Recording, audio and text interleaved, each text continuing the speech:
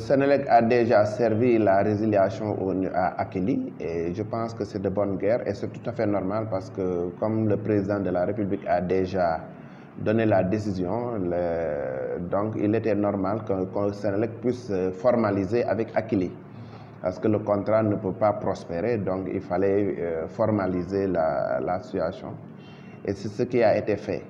Et je pense que c'est ce qui a fait aujourd'hui que Akilee reprenne un peu son train-train en allant à la presse pour dire qu'ils ont bloqué les comptes de Senelec. Les responsabilités doivent être situées parce que c'est une direction générale avec un directeur général et ses collaborateurs, les différents directeurs, qui ont eu à donner des avis techniques qui doivent répondre de ces irrégularités.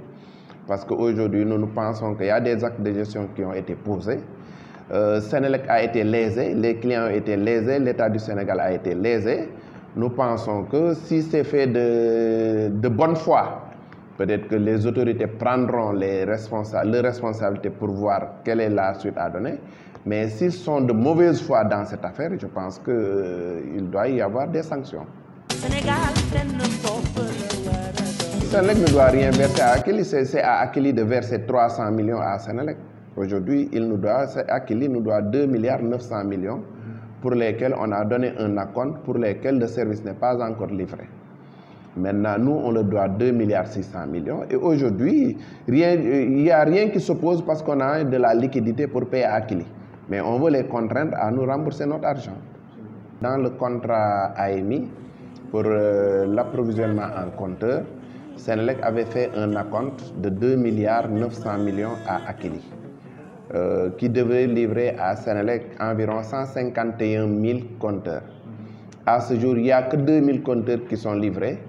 Donc, sur le contrat, Senelec a déjà versé de l'argent à Akilee, qui devait respecter sa part de marché dans le contrat, qui ne l'a pas respecté. Donc, aujourd'hui, cet argent-là doit être restitué à Senelec. Mais par contre, il y a un autre contrat, c'est même pas un contrat, c'était juste un approvisionnement en compteur au niveau de la distribution sur ce qu'on appelle le projet Smart Sen. Alors dans ce contrat-là, Senelec devrait, après l'approvisionnement des compteurs et la pause, Senelec devrait payer à Akilee 2 milliards 600 millions.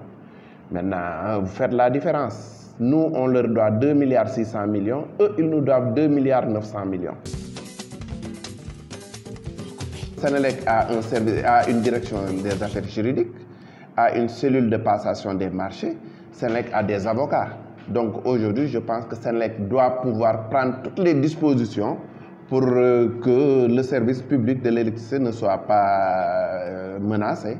Donc je ne pense pas que la direction générale de Senelec soit aussi légère pour pouvoir s'engager dans une bataille juridique qui va mettre en péril l'organisation de Senelec et sa pérennité.